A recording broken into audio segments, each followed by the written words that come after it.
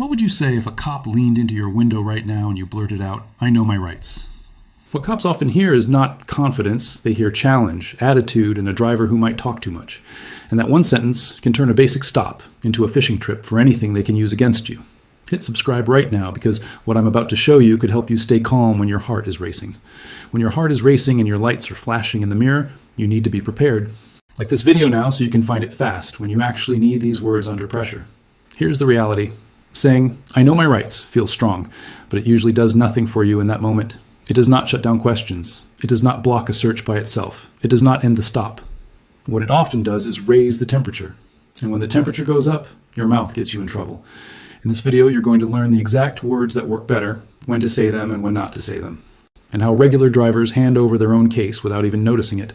I've analyzed over 200 body cam videos, and you see the same mistake again and again. You talk too much, you guess, you joke, you argue, and then the officer starts building a story around your words. Now let's talk about why this matters so much for you. A traffic stop is already stressful. Your hands shake, your brain speeds up, your mouth starts filling the silence. Most people have no idea that the first 30 seconds can shape the whole stop. You think you're being polite by explaining everything. You think you're sounding smart by saying, "I know my rights." But from the officer's side, that can sound like you're getting ready to fight every step.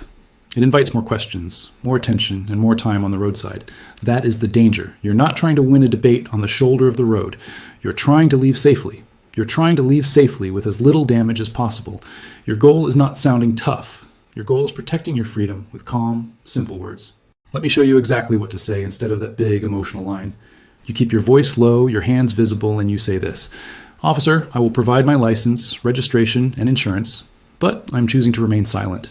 Word for word. Memorize that sentence. It does two smart things for you at once.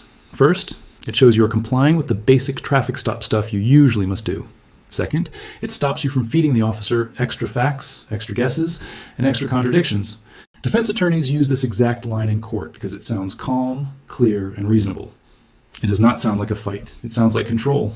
This matters because cops do not need your whole life story to write a speeding ticket.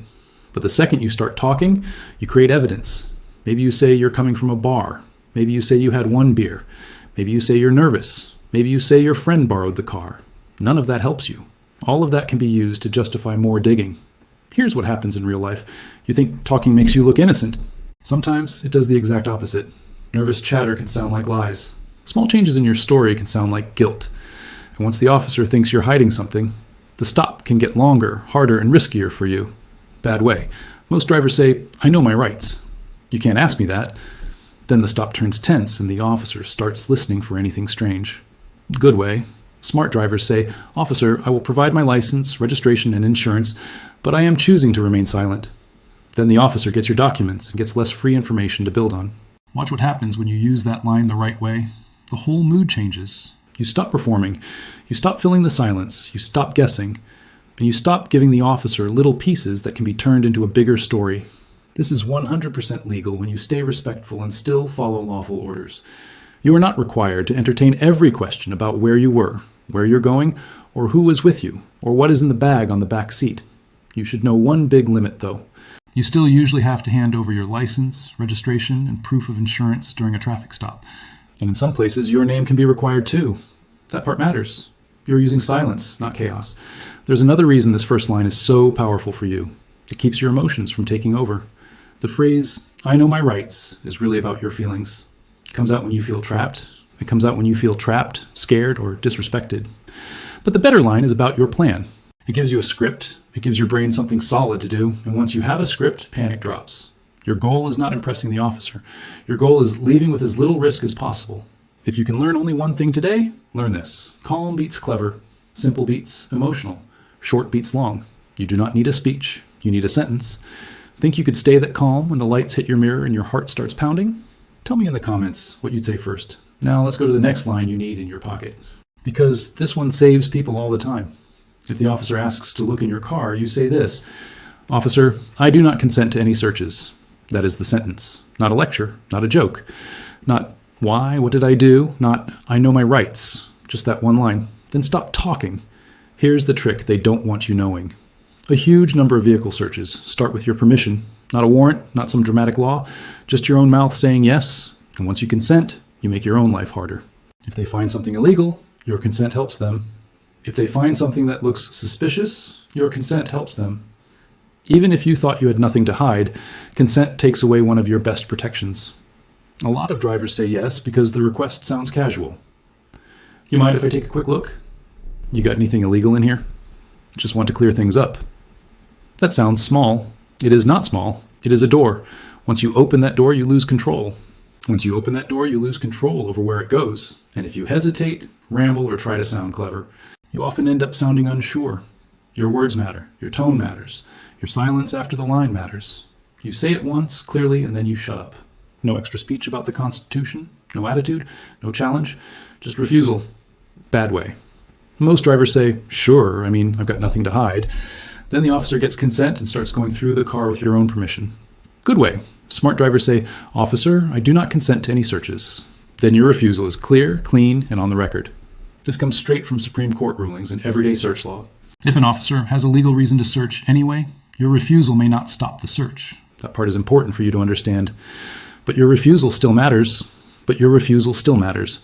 Because it stops you from making their job easier. It keeps you from handing away your protection for free. And if the search later gets reviewed in court, your clear refusal can matter a lot. Former police officers have confirmed this works because it forces the stop onto legal ground, instead of casual pressure. You are not physically resisting. You are not arguing. You are simply refusing consent. A lot of people mess this up by mixing the right words with the wrong behavior. They say, I do not consent, but then they keep talking. They get sarcastic. They start reaching around the car. They start debating the law. Don't do that. Your power comes from clean words and calm body language. Keep your hands where they can be seen. Move slowly. Tell the officer where your documents are before you reach. If they search anyway, do not fight on the roadside. That is not where you win. You protect yourself by refusing consent clearly and letting the record show what happened. That is why legal experts agree this is your strongest protection in that moment. The third line is all about timing. And you need this one because stops often drag longer than they should. Listen closely because this is critical. You do not ask this in the first 5 seconds just to sound smart. You ask it when the ticket business seems done, your documents are coming back, or the officer keeps hanging around, asking more questions that have nothing to do with the stop. You say this. Am I being detained or am I free to leave? Those exact words. Short, calm, clear. This line matters because it forces the moment into focus. Either the stop is still legally going for a real reason, or it should be ending. That question makes the officer show which one it is. Why is that so important for you? Because extra minutes on the roadside are where lots of trouble starts. More questions, more pressure, maybe a dog sniff, maybe a second officer, maybe more fishing. Rodriguez v. United States is the big case here, and in plain English it says police cannot stretch a traffic stop. They cannot stretch it longer just to chase some other investigation unless they have separate reason to suspect a crime. That means the stop is supposed to be about the stop. Your license, your registration, your insurance, the ticket, or warning. Done.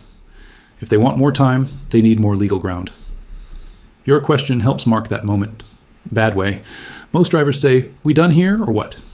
Then the officer hears attitude. And keeps the whole thing messy and unclear. Good way. Smart drivers say, am I being detained or am I free to leave? Then the stop gets forced into a yes or no moment. Ohio v. Robinette says, police do not have to tell you that you are free to go before asking for consent. That means you should not sit there waiting for some magical sentence from the officer. You ask your own clean question. If the answer is that you're free to go, then you leave.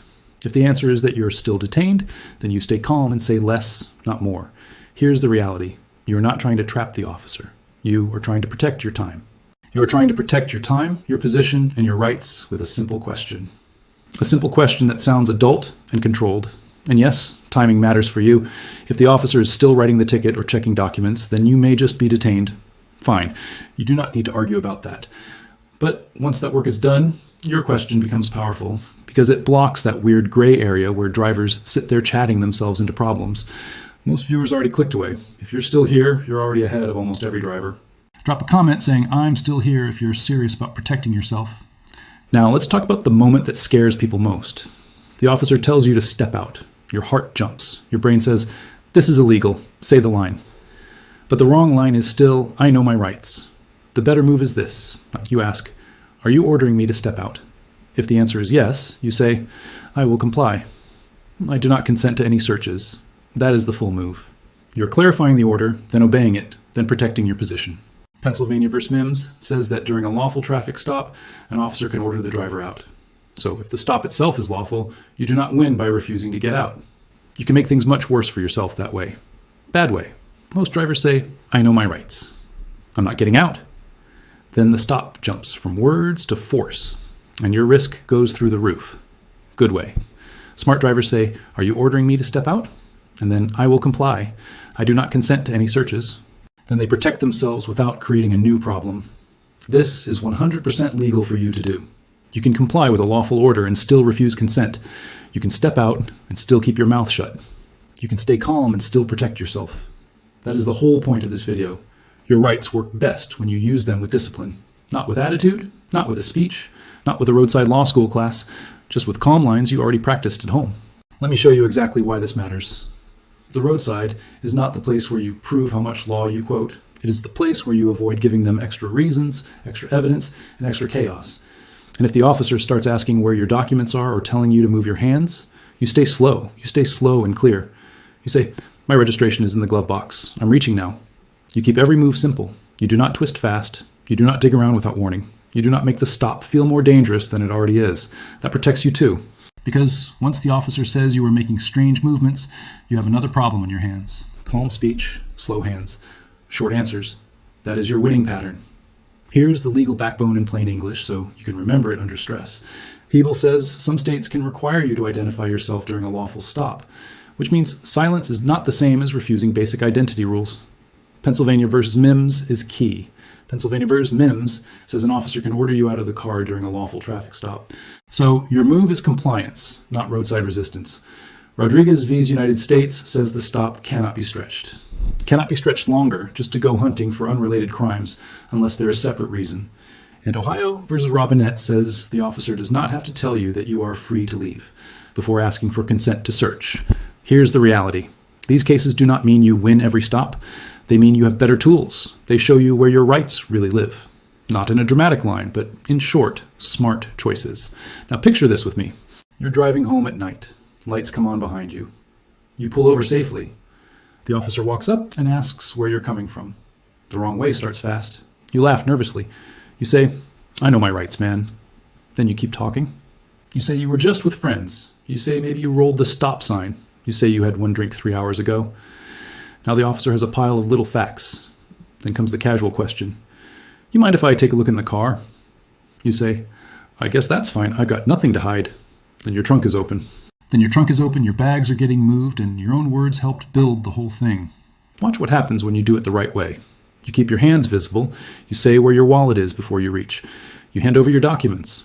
If the officer starts asking side questions, you say, Officer, I will provide my license and remain silent. If the officer asks to search, you say, Officer, I do not consent to any searches. If the ticket work seems done and the officer keeps fishing, you ask, am I being detained or am I free to leave? If the officer tells you to step out, you ask, are you ordering me to step out? Then you comply and repeat, I do not consent to any searches. Same stop, same road, totally different outcome for you. No extra chatter, no free consent, no emotional line. Next week, I'm dropping the video on what to say when cops claim they smell weed from your car. Subscribe right now so you don't miss it, because that one mistake gets drivers searched every day. So lock these 4 moves into your head right now. First, stop saying I know my rights. Third, ask if you are being detained or free to leave when the stop should be ending. Fourth, comply with lawful orders like stepping out while still protecting your position. Your power is not in sounding tough. Your power is in sounding prepared. Hit subscribe so you catch that next video before you need it on a real roadside stop. Smash like if this gave you words you can actually use when your mind goes blank. And comment with the one line you're going to memorize first, because the drivers who practice now are the ones who stay calm later.